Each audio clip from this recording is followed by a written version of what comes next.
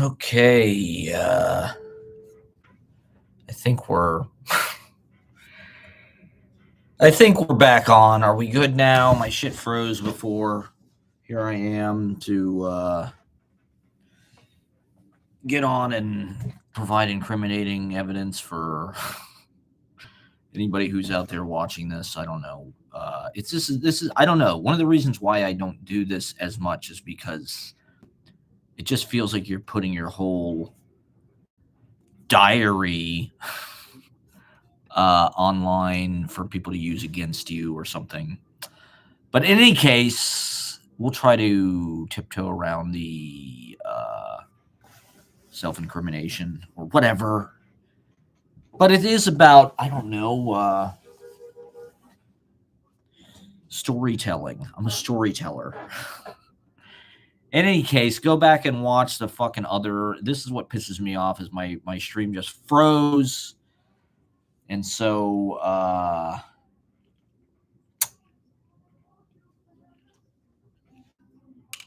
did a whole fucking beginning summary of what I was going to talk about. That's now in the other video that no one is ever going to watch because it's just a broken off piece of this now, and who knows how long this will last.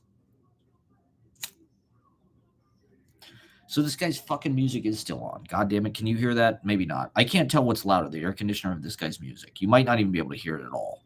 Test, check.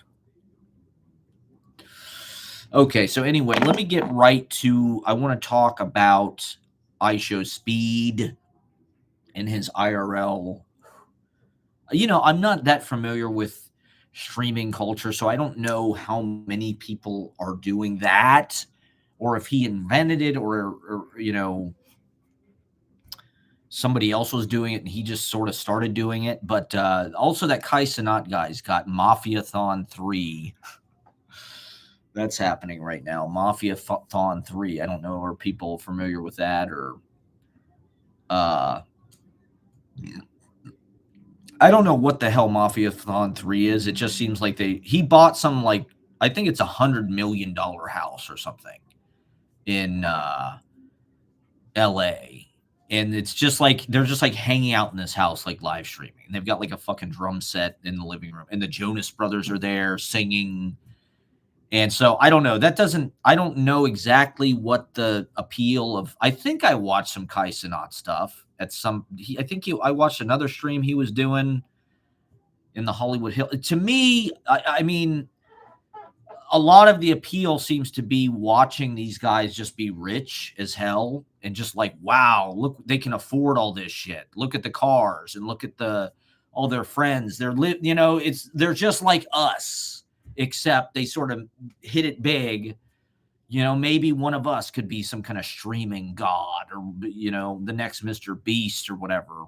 There's an aspect of it. It's so lowest common denominator that it's like, a lot of it is just like flaunting wealth and flaunting, clothes or whatever the hell it is. But the thing that I find amazing about iShowSpeed is like I don't know if he's just doing something that a lot of people do, but like these IRL streams where he just like walks through a city and people are just like chasing him to get on his fucking stream. I guess because we all understand that like influencer culture and social media is sort of like a pyramid scheme where it's like if you have shitloads of followers, people bow before you because they want, they can pick off some of those followers. If you share a post, if you tag them, that's currency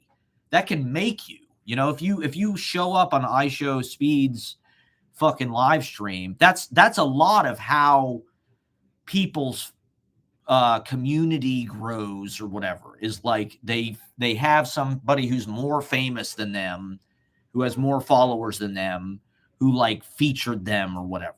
Kai Cenat likes you. So to get the thing about iShowSpeed is he's just like walking through the world and he's pretty authentic, I would say, or at least he just vibes with people. He's so easy and he just says yes to everything.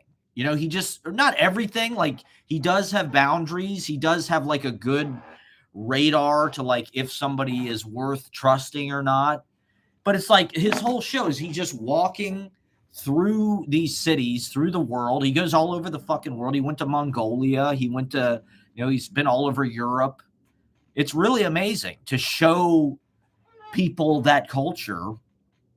It's what Hemingway did. It's the same shit. It's like traveling, having food, meeting with people. He has these unbelievable, because people fucking flock around him like he's a prophet or something. It's just crazy. He gets more attention than famous people do. There's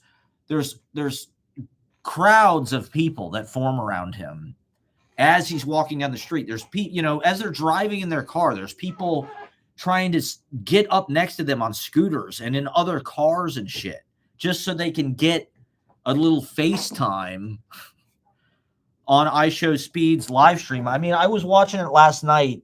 The guy was literally asleep in his RV, and they're driving on the interstate. It's like, 2 a.m. And there's 14,000 people watching. It's like the dude is literally asleep. W in the chat. And so it's, to be honest, it's everything that I ever wanted to do artistically. I feel like iShowSpeed is doing exactly what I would do if I was like actually good at building an audience online or something. Like I had written a blog post for my blog, Dispatches from Solitude, like 15 years ago about, God, this fucking music, man. Can you hear that?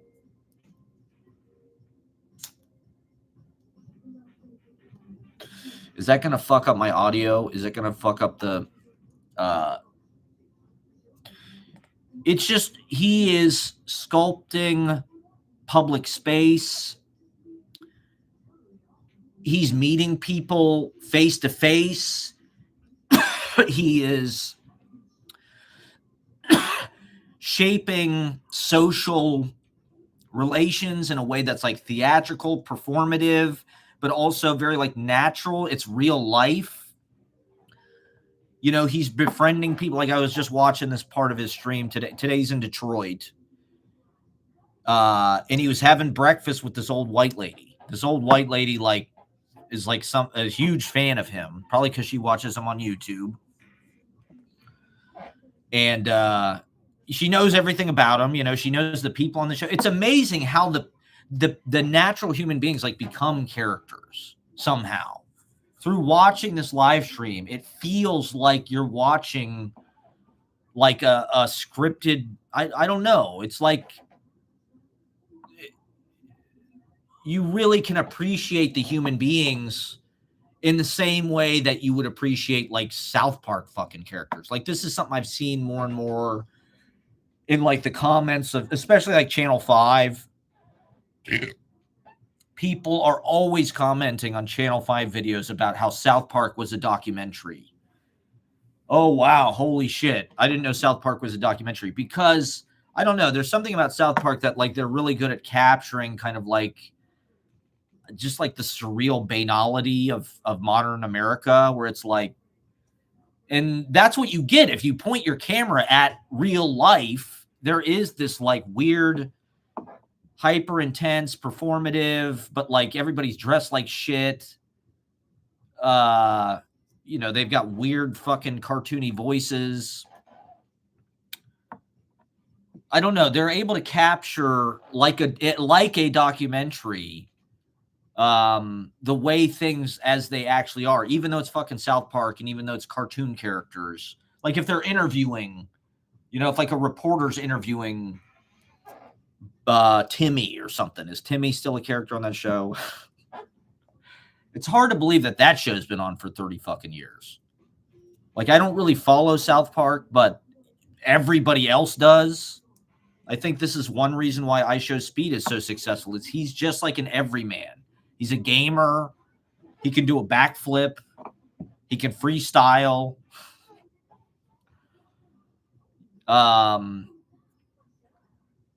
You know, he just vibes with people. That's all it is he just walks around vibing with people. So he went to Harvard, Hasty Pudding, and he's clip farming, right?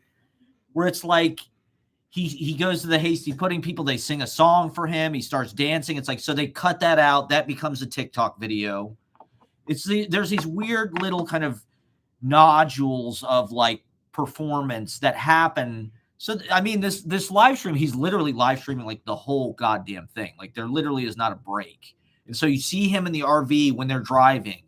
You see them pull up to fucking whatever when they eat. Like yesterday, they fucking live stream. They're sitting in this fucking steakhouse. And so you see the whole fucking thing of him eating with his people, like in this steakhouse in Pittsburgh, his crew, like his camera people, his brother is always there. You see the waiter. Well, I mean, that was my theory and my idea why I started doing vlogging as it's known now, is like because just people are so vivid and they're such characters. A lot of times in you're writing characters that are based on people, you're trying to kind of capture something from real life, some person that you knew, or the way they dressed, the way they talked, certain phrases they would use, whatever it is. And so to just film the actual thing, it's just like life, right? It's the holy moment, right? Like he says in Waking Life. If you just point the camera at reality, it's just like so mind-blowing, man. I mean, that's kind of what poetry does. Poetry is really just like elucidating kind of just what a miracle. Every grain of sand, right? Can you hear that fucking music? Oh, yeah. Let's just roll with it. This is the party stream. This is Ed McMahon's party machine, everybody. So I don't know. I mean, I'm probably really late to the iShowSpeed party, but I encourage people to check out these streams. They're fucking, I don't know. His team has got to be amazing because they go from one, like yesterday, he's hitting baseballs with the Pittsburgh Pirates. He's in the batting cage, so it's like, he's like fucking Rookie of the Year or something, that movie. He's like a kid that gets to live every dream. He's fucking freestyling or whatever. He's recording a song with some famous rap guy. I don't know his name. He came to New York. So he's like in Washington Square Park. He was riding a horse in Brooklyn. It's like he goes on all these adventures throughout the stream. So it's like really interesting. You're at Harvard, and you really get to see it through his eyes. You get to see firsthand, because it is just like a reality. It's like, honestly, it's like almost like watching Grand Theft Auto. I feel like iShowSpeed stuff is super influenced by like open world gameplay stuff where it's 3D. The camera is just, it's like a camera in a fucking video game. The way that the camera follows Speed around, but at the same time, it is like cinema.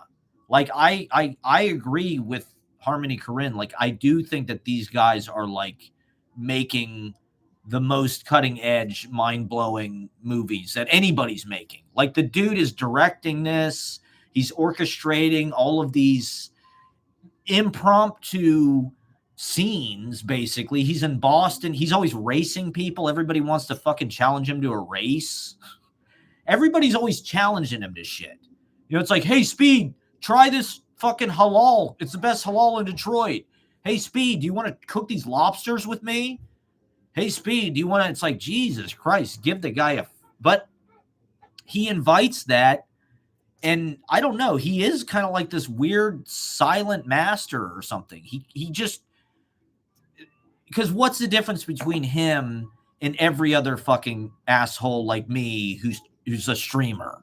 Like there's some inner compass or something that the guy has where like he's very intuitive about how he creates these moments, who he gives his time to, and making it vibe. You know, he never like shuts the energy down.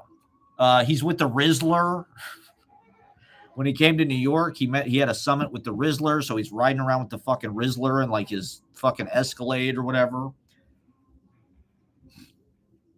It's just he's an adventurer. He's like living this incredible life. He's traveling all over the world. People are following him down the street like he's fucking Jesus or Mohammed or something. And it is kind of pathetic because they do just want to be around this kind of mania and this kind of furor, and they want to be seen. I mean, that's part of it, is they might be able to get a piece of that, is like they're kind of on the show too, because it is just coming to your city, and you could run into the guy, you don't know, and you could show up on his fucking stream and get famous or something. So everybody's, you know, it's got that celebrity and kind of like awe. You don't see that too often in our culture anymore, where like somebody creates like a real phenomena or something. You know, I guess maybe Taylor Swift or something. That kind of energy where just like people are chasing you down the street. Like, I guess maybe BTS or something. Hello. Oh, fuck. I forgot to turn the chat off. That's not good. Can I turn this off now? Or I have to start over? Fuck. Oh no. Can I edit this? Yeah, let me edit it. Sorry. I have to turn the chat off. Can I do that? Yeah. Okay. Sorry. Is that actually gonna work? Okay, there it goes. I mean, the chat is like the most important thing. W in the chat, L in the chat. People send money in the super chat. But at that point, I mean, they're not paying attention to the chat. The dude is like throwing out the fucking first pitch at the Pirates game and shit. It's like, so it's not just like some boring thing where like you're sitting watching them fucking hang around, smoke weed, run their mouth. He's actually going out into the world and like, and just inviting improvisation and chance and trying and making spontaneous and moving people. I mean, it's not, this is having like this emotional effect on people where like they feel this closeness. It's sort of like the Savannah Bananas, I guess, is like they feel like they're part of it, or they're part of what makes it what it is. I think he started out as like a game streamer. He started out, and I mean, I heard that his streams were like kind of maybe like not the coolest as far as like, you know, there was like probably like, I don't know, mean kind of like abusive language, or I don't know exactly, but like there's some sense that like he toned his image down. At least that's what I'm getting through Wikipedia and shit. Like I said, I haven't really I'm kind of just started watching this. And to be honest, it's incredibly watchable. It isn't just like some new novelty or something. Like I really do feel like it's some kind of groundbreaking form of, you know, like it's like cinema, it's theater, it's live, it's a situationist almost, where it's like street theater, you know, kind of turning everyday reality into a set, into a place of content. I mean, that's already happened, but like it's interesting the way that you know, he's animating the public space with engagement, interactivity, performance. And it, you know, I think it's important that he's going to all these cities in the country. And it's like at a time like this, right? Like more than ever, to that's sort of a way to like weave the country together in a way. It's like, you he's going to go to 50 cities in 50 days, and he's driving the whole way. And so, as the country kind of splinters in all these different factions and blue states and red states and blah, blah, blah, I wouldn't, who did Speed vote for? I bet it wasn't Kamala. Is he part of the manosphere? I don't really know. I mean, I think it's almost like a prerequisite for a lot of these people that get famous. They're not like dumb, but they're like, I don't know. They're just like marketing smarts, like Logan Paul or something. Like, he's not like dumb, but he also is kind of dumb. Like, you kind of have to be dumb, I think, to appeal to that many people. Like, is Mr. Beast like the best like artist? Like, fuck no. It's very lowest common denominator. That's why he has the most subscribers, because like it's just about fucking how much money he has and how much money he can waste. Oh, I can buy $100 million house, or I can, I Show Speed was like looking at this $40 million penthouse in New York, one of these like super tall apartments. So these streamers are just like normal people that hit the jackpot, and they can live these lives like all influencers. It's sort of just like this. It's pathetic that that's what people give attention, is just like ostentatious wealth, tacky, conspicuous consumption, food, food pictures of you on a fucking yacht traveling, whatever the hell it is. A lot of it's, but I don't know, maybe that's always been a fucking subject of, like, we went to the Frick the other day. A lot of painting, a lot of the history of Western art is just like, look at my shit. Look at my shit. I got this Dutch painting. This guy just put all my treasure in it. I got these fishes, and I got these fucking like gold buckles and shit. Look at my shit. I got these fucking harpoons and these. That's just culture. It's just like an inventory. It's like flouting wealth as a social status indicator. And that's what art, I mean, a lot of these streamers, a lot of these,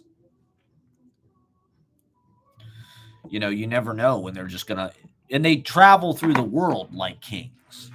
He's got a ring of bodyguards around him as he's walking through. That's what I'm saying. It's just like the logistics of how his team has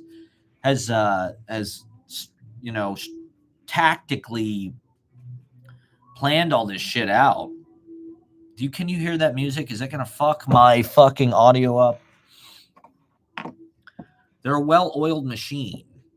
And it's amazing that he can just walk through the streets of the whole world. I think that's such a phenomenal life, and creating these improvised, no,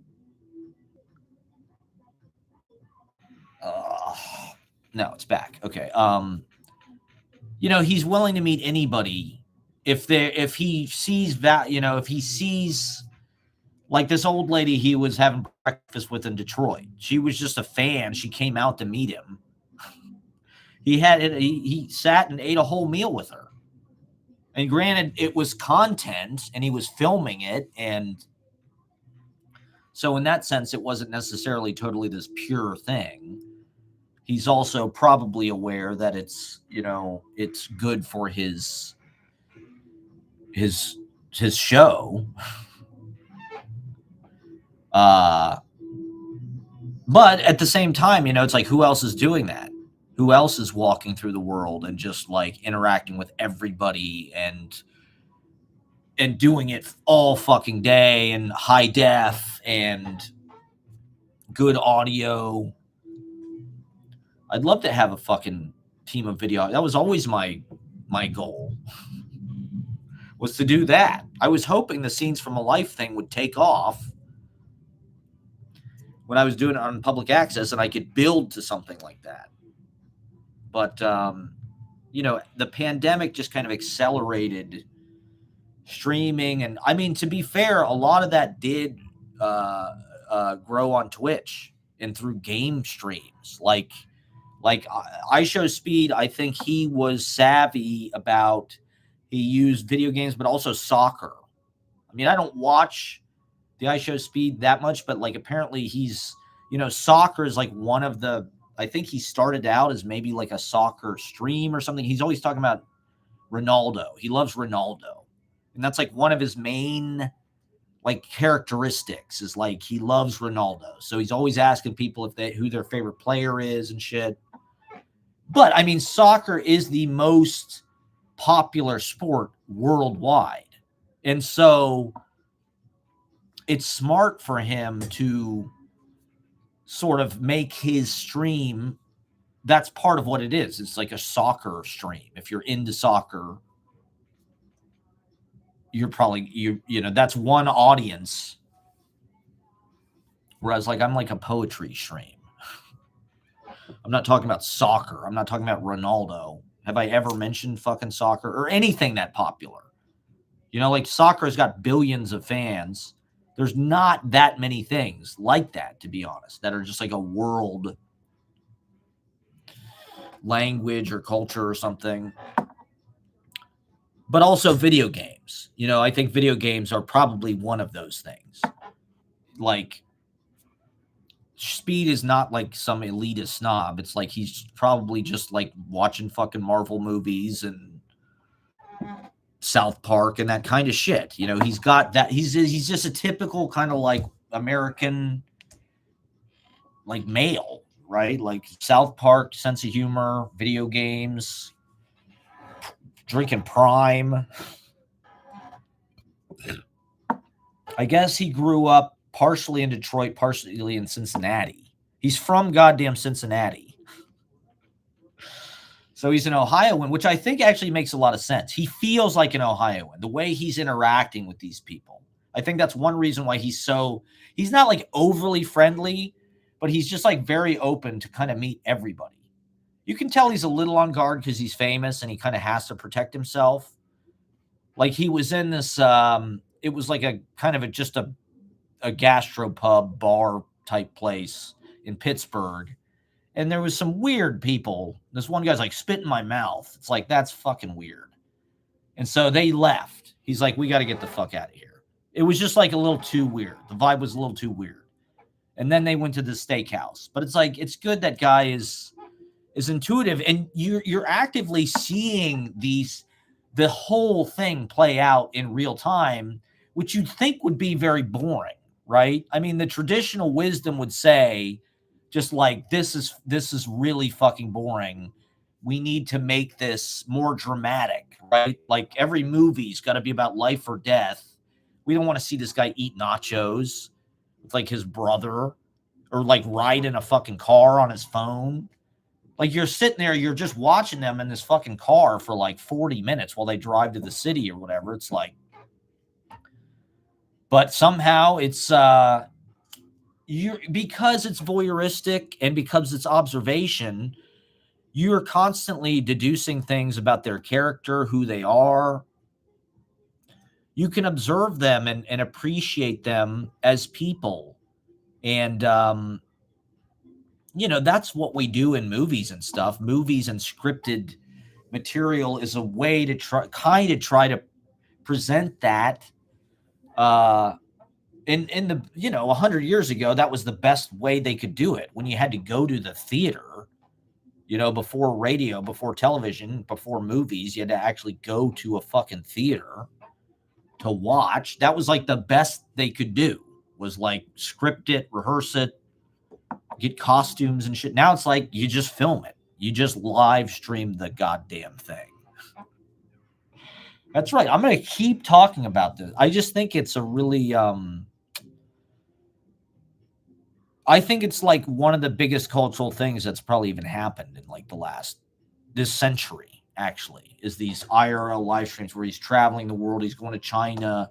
He's going to the Middle East or whatever, and he just shows the whole goddamn thing. He wears the clothes.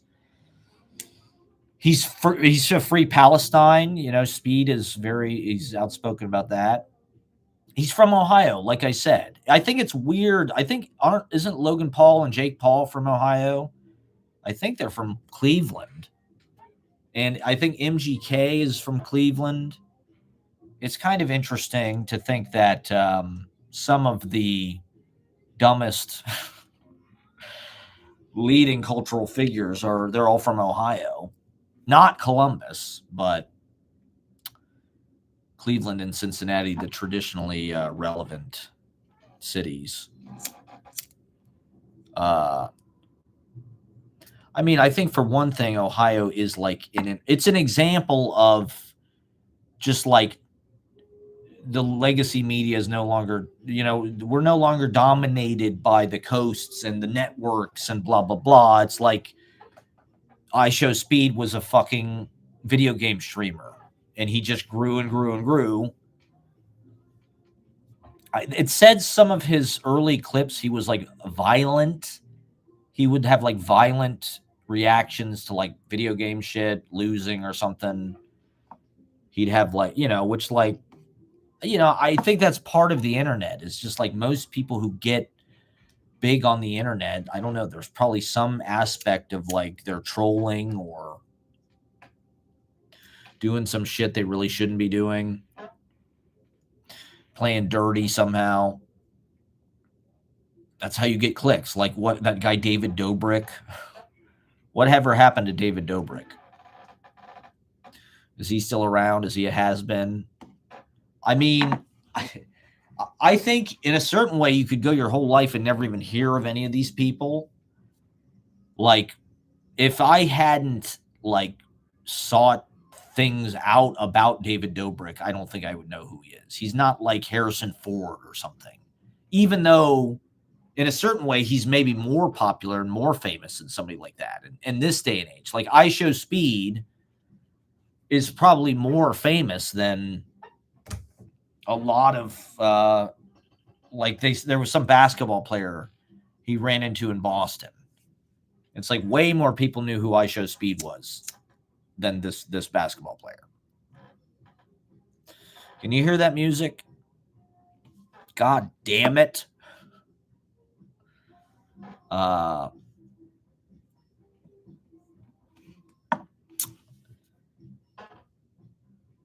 Yeah, so anyway, iShowSpeed is a genius. I'm a huge fan. Like I said, I don't know if this is something that what he's doing seems more interesting than Mafiathon. Mafiathon seems cool in its own way.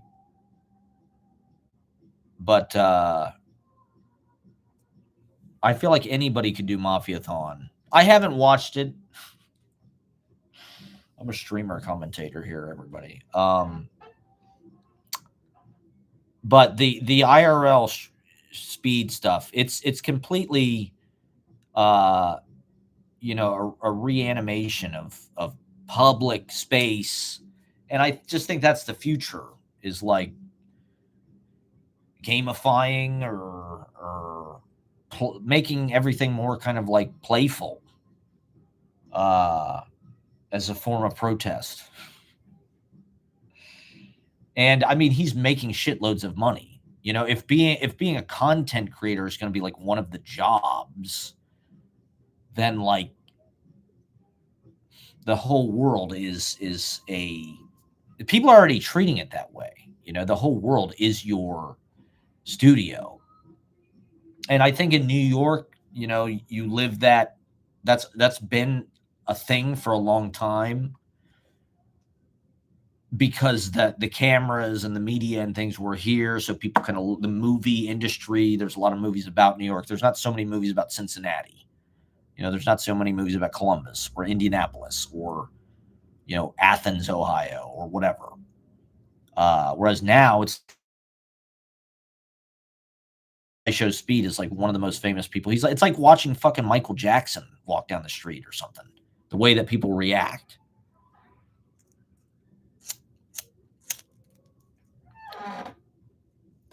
I just think it's cool that there's somebody doing that, and he is hilarious and fun to watch. Like I said, I don't really know what his politics are completely, but it isn't. I don't necessarily think it's like some heavy intellectual thing at all. Like, it's not like a podcast, really. That's kind of one thing that's interesting about it. Is it isn't like every other stupid, like, people with microphones sitting on a fucking couch in their rec room with headphones on. I wish I would have thought of it. Did he start doing that during the pandemic? Like, when did he start just like walking everywhere and talking to people? Who else is doing that? Just like a live. It's incredible.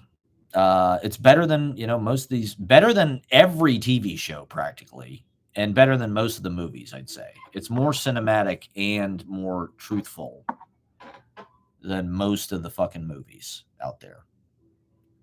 Caught stealing. Should I talk about that, or should I talk about getting fired, or what the hell else? Let me talk about. I did want to talk about. There's a lot of people talking shit about transplants. New York City sucks now because of transplants.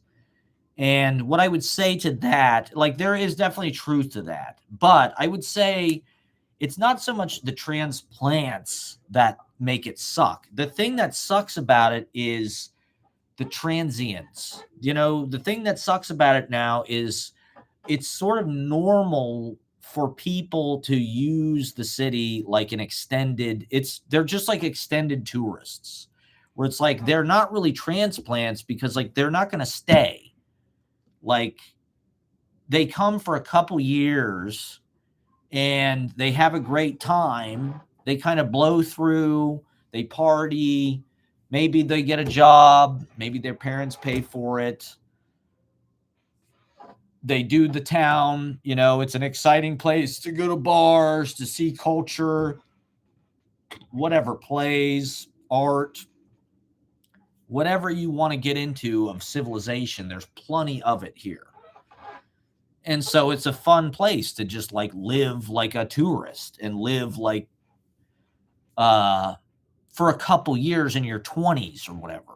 I think that's become more and more normalized. I don't know. Maybe it's always been that way. Maybe it was always, to be honest, it doesn't feel like there is a way to stay long term. It feels harder to have any kind of security if you're just like a working person, because everything is so expensive and it's hard to buy everything, blah, blah, blah. But, I think that's what sucks, is like when people from fucking business school and goddamn Big Ten or whatever, Penn State business fucking school or whatever the hell it is, they use the West Village like it's an extended Airbnb. And it is like white fucking people who watch Friends and shit and are living like they're on goddamn Friends.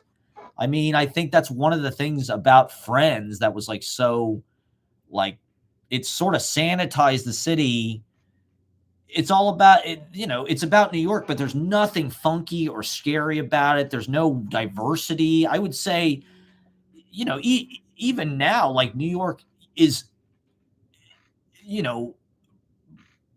incredibly diverse. And I think that's one of the best things about it. It's like, that's how everywhere should be. It's truly like a globalized place, because there really isn't. I mean, I don't know exactly what the fucking racial demographics are, but like, there's people from all over the planet and there's a substantial number of them. And it's just like, that's beautiful. That's how it should be. And Friends does not reflect that in any fucking way. And so, if you're a transplant, right, that's always been a thing in New York. Like, immigrants came here from all over the world. They could start a business. That was one of the strengths of the city. It was unique. because there was a Chinatown, there was a little India district where there's all these Indian restaurants and Indian grocery stores in like Madison Avenue down there in like the 20s. There were all these kind of like little enclaves of like world culture, really amazing stuff that you couldn't just find anywhere. It wasn't just a bunch of homogenous corporate white people suburban brands. And so those people were transplants, they're from someplace else, but they could have a stake and they could bring their individuality, and like that was based on their own value. They could have a stake in the city where it's like, yeah, their business could succeed. Now it's better for the landlords to have the fucking business empty because they can write it off on their taxes, and rich people buy all the fucking buildings because they're assets and they want them to be worth as much fucking money as possible because then their wealth goes up. And they're just parking money there. So that increases the rents, increases the property tax. It increases the cost of living for everybody else. And so businesses don't last that long. Everything's transient. White people come here in their 20s. They live in the West Village. They go to fucking Wilfie. They go to the Spaniard. They go to fucking... I saw Fedora just reopened. They go to American Bar. They go to Corner Store. And after a couple years, they get engaged and they leave. They find somebody and they leave. And so they're just using the city for a couple years. They don't really have any investment in it. They don't give a fuck what happens to Bed-Stuy or whatever. They just want to live there. Because it's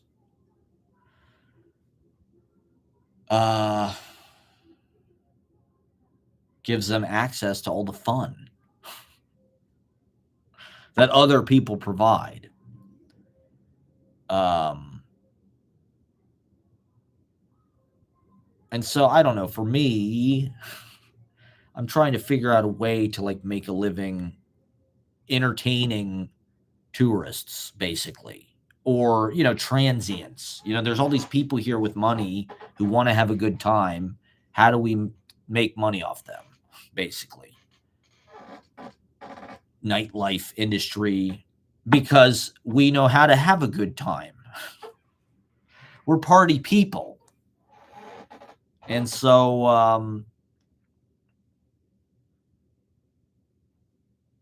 I think like, okay, during the pandemic, right? All the people that left New York, that was an example of like transients. Those people were, I guess they're transplants, but like they weren't planted here because they left. When the pandemic, when the shit hit the fan and certain people escaped, those people don't really live here. They don't really have skin in the game. They're willing to just cut and run at the slightest inconvenience. And I think the danger and the crime that the city used to have was sort of like a mitigating factor for keeping like boring people out, safe people out, corporate. By making the city safe, they're making it safe for all these like more high-end brands.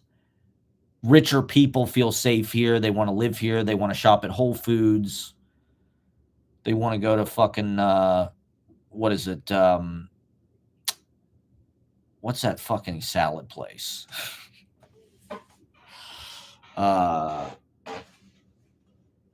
never go there. I don't go to any of those places that are like one word. They're like Sweet Green. I don't go to Sweet Green. I'd like to, I guess.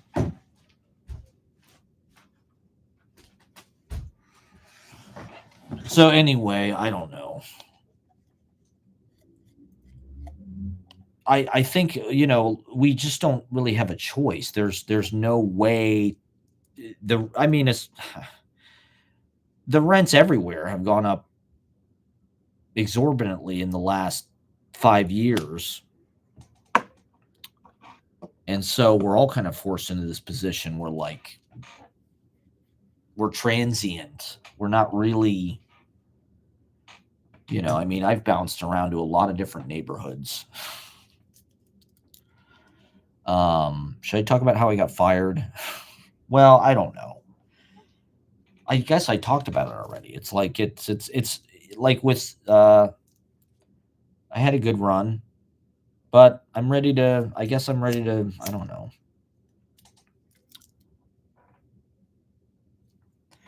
The thing is, poetry is fucking everywhere. There's people doing it everywhere.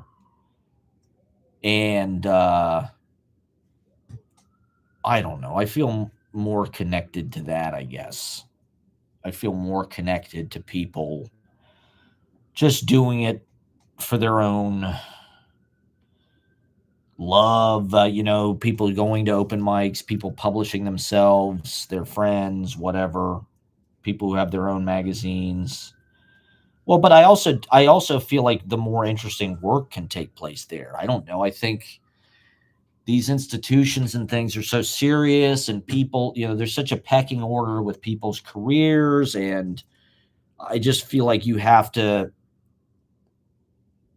I don't think I'm even cut out to, like, join that, like, hierarchy of, like, where there's 50 people or whatever who are, like, in the elite poetry circles of this country, and it's like you're just going to be around these people forever. I don't not that there's anything wrong with that, but you have to get them to like you, and no one's ever going to watch this anyway. I mean, this music went off. Did the music go off? I think it went off.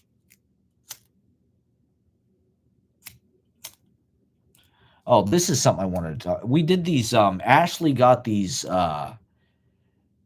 mushroom gummies from Chicago when she was in Chicago. She went to Chicago like last week, and so I don't know.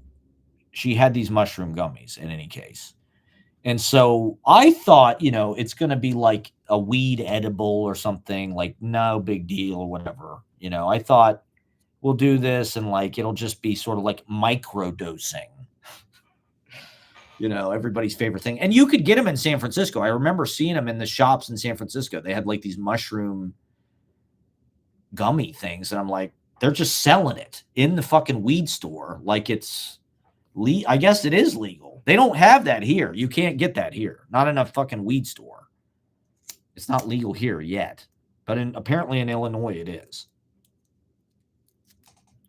So Ashley had these shroom gummies. And so anyway, we went to the Frick. They just reopened the Frick. And so we went to the Frick on, I had to go to the radiologist. I had to get an x-ray. I went to the doctor this week a couple times. And so I went to the radiologist on the Upper East Side. I finally made it. I went to my radiologist on the Upper East Side.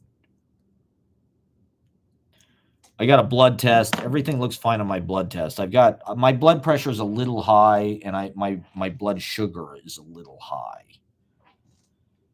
And so I do need to kind of figure that out and fix my fucking life. But in any case, we were going to go to the Frick. And so we're like, well, let's just do one of these shroom gummies. No big deal. We'll microdose. No big deal. I mean, these things should not be legal. Frankly, they should not be legal. We did one of them each. She did one. I did one. And I literally felt like I was going to have a fucking cardiac arrest on the track by the Jacqueline Kennedy Reservoir. It was a little hot and sunny, which was nice, but, like, I read some article or something about how all these people are going to the emergency room because they did, like, an edible and, like, freaked out. And I get why, because we did one of them And I wasn't really prepared for that. I mean, it was like tripping. Like when we went up on the mountain in Vermont and I did a chocolate shroom thing, it was pretty much the same. I mean, I was like laughing hysterically for like a couple hours. And so like I knew in my head, like, this is not a big deal. You just need to kind of chill and like ride the snake. But I haven't been that high in a long time. And I really wasn't expecting that. We did, like I said, we did one each. If you ate more than one of those, you would die. You would literally die. Your heart would explode. Like, I did one of them, and I am Mr. THC. I'm probably 76% THC at this point. I'm basically a dab. I'm basically a human dab. And so, I'm high 99.9% of my life. And with that thing, I was like, whoa. It reminded me, it felt like when I first tried to move to New York in 2009, the first night I got to New York, I smoked this weed. And to be honest, it was probably no big deal in retrospect, but supposedly it was laced with PCP. I didn't know that at the time. And I sort of freaked out. I really didn't smoke weed at that point in my life. So it was kind of like, whoa, I'm like fucking, and I didn't, this reminded me of that, where I'm like, whoa, this is like the roller coaster is going a little too fast. I knew nothing was going to happen because it's just, a lot of people have that reaction when they do it. But it's hard to believe that they just sell that like over the counter. And, if you did 3 of those, I don't even know what the fuck. I thought my face was going to pop off. I literally was like grinning and I'm like, my fucking face is going to pop off my face. It's going to pop off my head. I'd like to utilize them maybe for like some performance or something. I filmed a bunch of stuff, but like I really was not totally, I should have expected that. But that was that was as high probably as I've ever been on a psychedelic, I would say. Ever. I mean, it was basically like doing acid more or less. And you can go to the fucking weed store and get 8 of them for like $35. Your face will pop off of your body. You'll become an R. Crumb comic. So anyway, that was the fun week. It's like I show speed. I'm just doing all this crazy shit all the time. So we went to the Frick. Have you been to the Frick? It's pretty nice. They've got green carpet everywhere, on the ceiling, on the walls. It's like a putt-putt with, they have a lot of Turner paintings. I love Turner. He's one of my favorites, JMW Turner, because it's all landscapes and like epic kind of light, sky, vanilla sky. Let me check my phone real fast. Yeah, so we got to get some more gummies ASAP. If any comedians out there, I know my stand-up comedians, they're all whacked up. No, please do not do this to me. I've got 2 people watching. How can my connection be unstable? This is not possible. How is my connection unstable? This is not happening. This is not happening. You're going to fuck me again. There we go. Okay. Do not fuck me, YouTube, on this. Okay? I've got this audience is just like spellbound. I've got them eating out of the palm of my hand. Not really. That's just a joke, everybody. That is a joke. Okay? I've been known to sort of do that sometimes. Oh, God. Well, I don't know. Busy streak. I don't know. Maybe that's the Adam Friedland bump. Maybe all these people saw us on the Adam Friedland show and were like, fuck, we got to get out to that Monday at KGB. But in any case, we had real busy. I mean, I've had 40 people signed up every week, basically, for, the whole summer. And so, but this week, I don't know. It's kind of, I haven't had as many signups for some reason. I don't know why.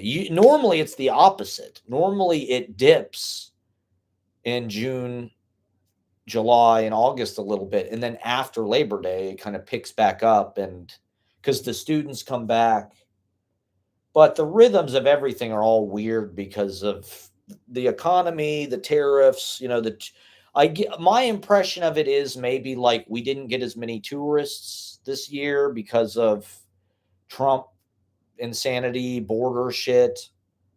But we had a lot of people who stayed in town because they had no fucking money, maybe. Whereas, like in the past years, it was the opposite. People left in the summer, they were traveling, they were leaving the country, but we also had people come in, and now it's like, well, this is why it feels especially. I don't know. I don't love that they chose right now to fire me because it's like apparently it's like the worst job market in our lifetime, I would think. Like it's like impossible to find a job right now. That's all I hear. Maybe that's just another fake algorithm telling me what I want to hear or something, but like the job numbers just came in and they're like atrocious. And Trump is saying, well, it's going to be a year from now or whatever. Those are the real numbers. But in any case, they said they only added 1,000 jobs in all of New York City when whatever the last quarter or whatever the hell the last statistical period was, which, that is crazy for this city. It's typically what, tens of thousands. And so it was only 1,000. And so there's going to be a lot of talented people trying to find jobs. Why fire me now? It's like it's going to be impossible for me to fucking find something else. I'm going to have to be competing with good videographers. And I don't know. I guess a lot of people are like downsizing for some reason. Maybe they're trying to. I don't think they're downsizing though. That's not the thing. Is they didn't want less people. It just seemed like they didn't want me to be there. That's why I didn't really like fight for it because it's like, okay, if they don't want me to be there, like maybe I should try something else. I don't know. I mean, I never really wanted to be like a fucking corporate videographer or something like that. It just sort of happened as a mode of like filmmaking, I guess, as a mode of being creative. But I mean, that job, it's just a live stream at this point. There really isn't a whole lot of that was one of the things that I didn't really love about it is like they sort of sapped all of the individuality out of the position and made it just sort of this you could plug anybody into it. It's like here's how you set the camera up, here's the whole workflow of this. And so there really wasn't any room for creativity. You set the camera up, and that's it. You zoom in and out and when I started doing it, I was filming it with my DSLR, so it's like I could kind of shoot B-roll. The way I looked at it is like I wanted to create a visual record of that place. It's an important and it's a really interesting place visually. It's an amazing kind of story waiting to be told. That's sort of just like for some reason there's a cultural blind spot that sort of overlooks the St. Mark's thing, but it's changed a lot, and it's still cool. I mean, you can't complain. It's like you get paid to watch poetry and readings and stuff. It's like you couldn't. It's my dream job in a like realistic way. It's like, but I got to do it for a long time, and I'm proud of what we did. And it's like I just don't really know how it's going to develop. It's like it seems like it's sort of I wanted to do a lot more with it. I would have liked to have done more kind of like produced kind of like I wanted to do like oral histories with people, interview, but it just never I don't know. I just never really was able to overcome my being intimidated by that place to like fit in naturally there. And it did, it also didn't help all of the politics of the last decade. And so I guess that's partially the reason that why I get on the internet and bitch so much about the specifics of literary, nitpicking, politics, whatever. Because it's just like it's felt like there's just like this gridlock, I guess, for like the last decade where it's just like, well, fuck, what do I do? Like uh I try, you try to, how do I just be natural amongst this while at the same time, like acknowledging my privilege or whatever the hell. And, I don't, and, and it's also like that has gotten in the way, I think, of the, the work. I feel like that place has become more and more just like kind of like every other institution. All of these arts institutions kind of do the same things. Is the poetry, like what Beyond Baroque does, what Poetry Project does, what The Kitchen does, what PS 122 does. I don't know. They all kind of just like have the standard, like administrative structure or something. And when I started there, there was this whole article about in the Village Voice about how the Poetry Project was the longest running anti bureaucracy or something like in the country because it was an organization that was run by poets and it reflected that sort of like approach to things, like how there's a poet's novel or a poet band. It's like, well, we're going to run this poetry project or whatever, and it's going to be sort of like according to the principle, whatever, the philosophy or of whatever. And it just felt less, especially after the pandemic, everything became like fucking Zoom and email, and it became less like an in-person friendly kind of thing and more just like this impersonal structure. Let's like we just plug you into this.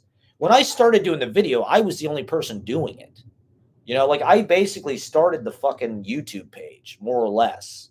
There was somebody who had been doing it in the 2010s, but it really wasn't that. It was like a video camera. It really was not like a professional video thing.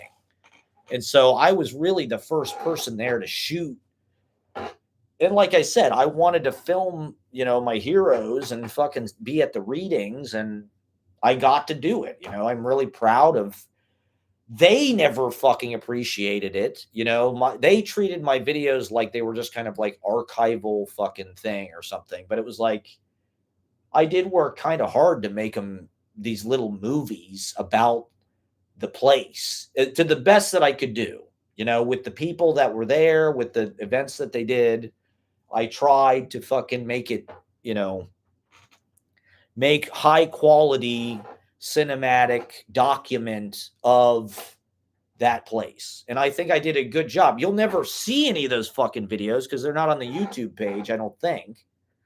The Alice Notley reading is a good example. On YouTube, I filmed the Alice Notley reading in like 2021 or whenever it was. And it's got like 600 views or something, like not even that many. But it's a good video.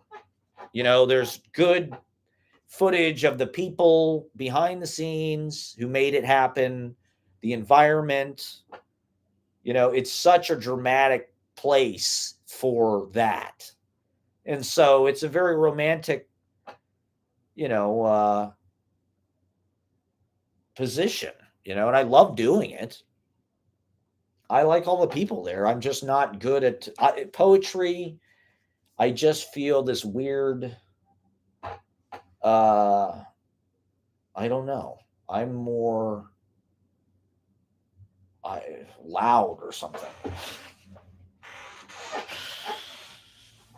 And show business. I'm in show business. Okay. That's why I do the open mic. I don't want poets to feel like they're in this weird, they're so divorced from their bodies, man. It's like when you're reading, it's like you're so dead. Just like I don't want to be that way. I'm not that way. I'm active. I use it all. I want to use my body. I want to use the space. There's no one saying that you can't do that, but it's just like, I don't know. Poets are trying to put on this like cool demeanor or something.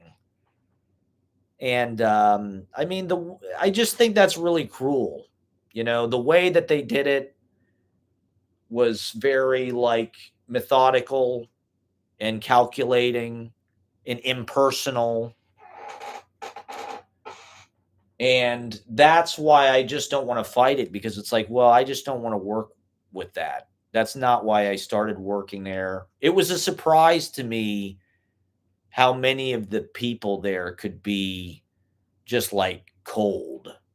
And there's just this kind of like merciless quality that like they just don't need you, and they can drop you in a second. And in fact, they're going to be like mean to you about it. And I don't care that much, like I feel like I don't know. With a lot of this stuff, it's just like you're doing these people a favor almost. It's like nobody fucking would even, I don't know. Nobody knows who fucking Charles Bernstein is. Like he's not famous. Like no one gives a fuck. You have to be like some kind of poetry groupie or something to even know who the fuck he is. And so why give them that power? If they're just going to subjugate you and put you in that position, then you can have a completely full active life as an artist and you don't need that, you know? And well, I don't know. I also just think the work has gotten less interesting. Like you want to be in a place that has some wildness, that has like freedom. It feels just like everybody's super buttoned up, super uptight, or maybe not uptight, but just like not enthusiastic, not, there's no like spark. There's no fucking like expressions of fucking like joy or anything. So it's like, I don't know. That's just not, uh,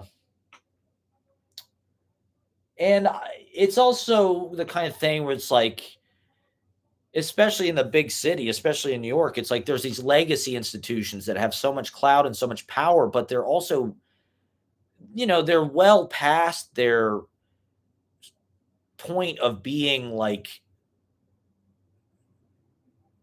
yeah, like burgeoning. They're not like, that's not to say that what happens there isn't like youthful or even like cutting edge or something. But it's also like there's a conscientiousness about the brand value and the legacy and the history, and wanting to sort of like get a piece of that. And it is like this power dynamic between the generations where like the boomers built it, they still kind of own it. They basically sort of lease it to the young people while still keeping an eye on it, while still getting their little attention and their little, spotlight and position of respect. And they basically still kind of govern the place. But it's like, it's obvious. It's obvious to like chase some kind of like brand value legacy. Like, of course, you want to be on Saturday Night Live. Of course, you want to be in the New Yorker. Of course, you want to be. But it's like those things are all very. They're. I don't. Are they dead? I don't know. Maybe they're not dead, but it's like it's not. It's not. You're just like, like hitching on to somebody else's thing that they built. You're just like, you're trying to get that validation. You're trying to get that. It's not like building your own thing. It's not like starting from, which is what they did. You know what I mean? Like they fucking started it. The boomers fucking started it. And they made it, an avant-garde turned kindergarten, right? That's the Ted Berrigan line about it. An avant-garde turned kindergarten. And that he wrote that in 1980 or something. That was 45 years ago. And so to think, especially with the situation in the city the way it is now, the way it's when I first went to Poetry Project in 2011, I went to the marathon in 2011. It was like a fucking homeless shelter. It felt like a homeless shelter. You'd go in the parish hall where all the food was, and you felt like you were in some kind of fucking like beatnik. Everybody's into Captain Beefheart. Captain Beefheart had just died. They're all fucking talking about Captain Beefheart. Everybody's, in big trench coats, and it was kind of scary. Everybody looked like a derelict. Everybody looked homeless, eating food out of these trays, eating pierogies or whatever. It's like it felt like the Bowery Mission or something, because that's in that neighborhood. So it all felt kind of like one thing. Now it's all about what wine are we going to drink and where are we going to get the catering from. And it's like it's just a bunch of rich kids in New York and kids from elite colleges, kids from fucking Bard or Iowa or wherever, Brown. And that's all that matters. That's all that matters to those people is like, we're playing the game. What cards do you have? What chips do you have? What can I get out of you? What can you get out of me? Where do you work? What are you an editor of? What's your position? What magazine are you in? Where'd you get your fucking degree? How hot are you? That's a big part of it. If you're like hotter, people will take your poetry more seriously. You have to be fucking hot, and that's okay. But is that really like, And then obviously over the past 10 years, it became about identity politics, and that, especially for the first 4 or 5 years, that was like the currency of everything. And so, to be fair, I did survive that whole era. They didn't fire me then. They easily could have fired me because I'm a white guy or something, but they waited until, I don't know. Now I'm just old. Now it just feels like I'm just old. And so what am I going to be? Like this old guy I probably shouldn't be talking about this on the internet in such like a frank way. I mean, it's an amazing place. Don't get me wrong. I'm honored to have done what I've done there, but and I was there a long time. And so why not like let the next thing happen,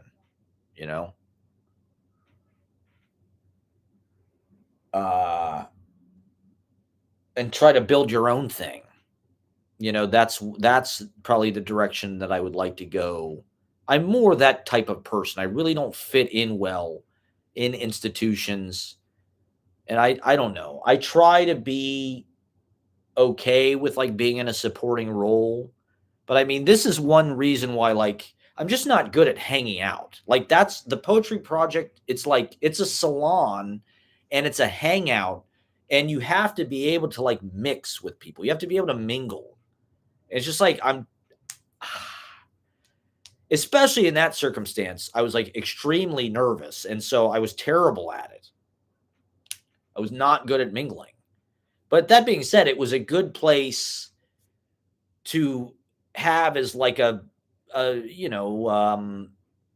could host people, like every time I worked, I'd run into somebody that I knew. Somebody would come to the reading that I knew. And so it was a good place to just like be able to check in.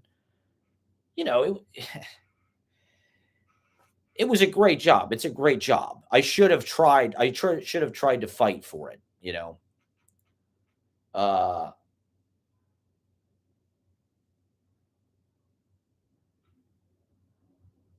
but in any case,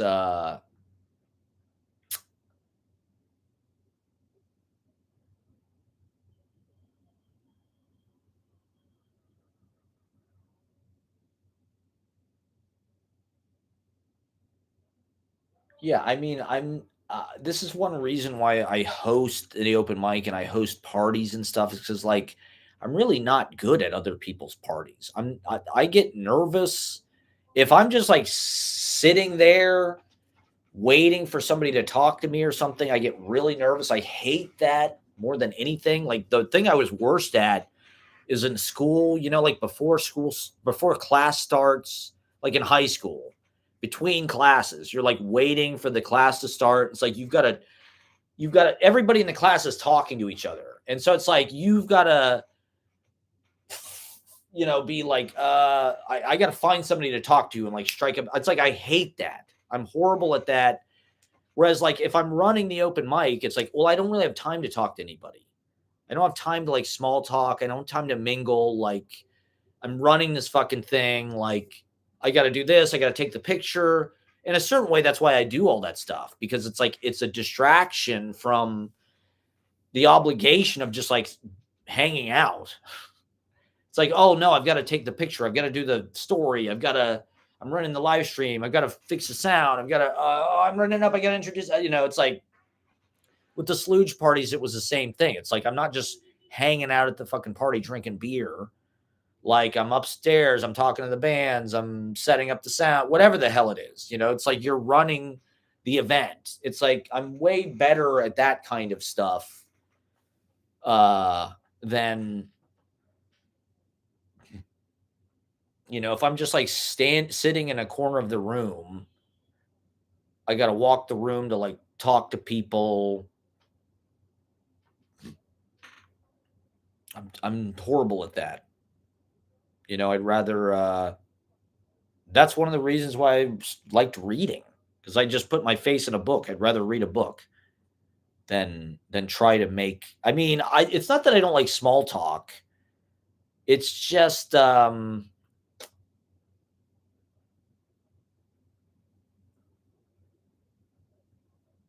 don't know. It is frustrating when you drive people away in a conversation when you're not fun to talk to.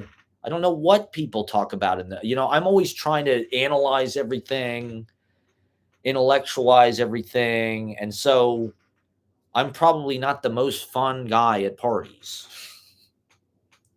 That's why I have to be, whereas like it is an MC or something, it kind of is perfect for that. I'm enthusiastic, I'm energetic. Whereas like if I say that same shit in a conversation, people are just like, this guy's fucking crazy. You got too much energy. Yeah, so this is my exit interview. Let me just check my phone again. I've got no viewers. I had some people, I lost some people.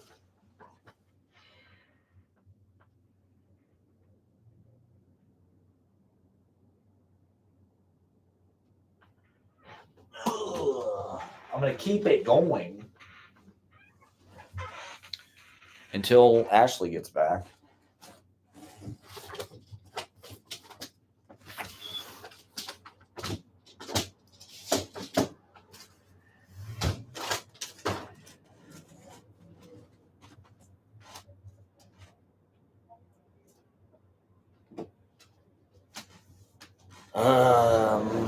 Okay, what else? Should I talk about I Show Speed some more? What the hell else was I going to talk about? I had a list of some shit, didn't I, on here? What's in my description? Let me see real quick. If there's anything I've neglected to talk about here. Okay, so I've got this open in one. Oh, yeah, let me talk about wrestling. And caught stealing. I'll talk about that. But let me talk about wrestling, okay? I mean, I don't know. I've tried to evolve with the times, but I don't know. For the last couple years, have I gotten away from poetry? I don't know. Like, yeah, poetry is still like a huge part of my life. I still read and write poetry like all the fucking time. I still do it at readings, you know. But I'm not like, I don't want to be, I want to be true to like the coarseness of my own identity and the crudity of like where I came from and what I enjoy. And that feels like anti the kind of like decorum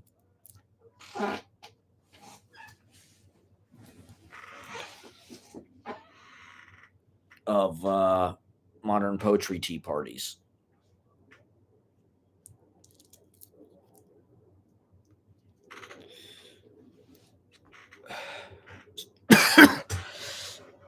So I don't know. In a certain way, I feel like my vibration has changed or something. Well, I think partially that's like being around stand-up comedians. Somebody told me the other day, they asked me if I was a stand-up comedian. They said I felt like a stand-up comedian to them. And I don't know. Did people, I feel like people at my job started to think I was like a stand-up comedian. And that's partially why I got fired. Because I don't, am I part of the manosphere? I don't associate, you know, like I'm not, but why do I watch wrestling? Why do I watch Tim Dillon? Why do we watch fucking Club Random? Woody Allen was on Club Random this week. Did people see that, by the way? Bill Maher barely let him get a fucking word in edgewise. It was insane. Woody Allen, I'm sorry. Whatever you think about, you know, and this is probably partially why he got fired, but whatever you think about Woody Allen, he's a giant. He is a cultural giant. There's very few people like that, to be honest, ever. You know, Woody Allen is like on a, very few people are on that level. You know, Charlie Chaplin, maybe Woody, Elvis, you know, Picasso, Michael Jordan. There's very few people on that level. Just like iconic. I mean, you know, his public, you know, worth has been kind of sullied and muddled and downgraded over the last, you know, particularly last decade, I would say. But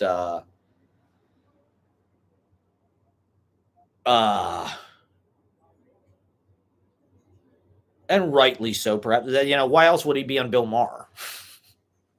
Why else would he be on fucking Club Random and all these other shitty podcasts?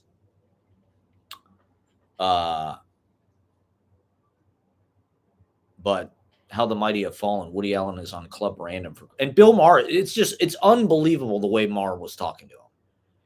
He's like, your shit. The thing about your shit, it's like Bill Maher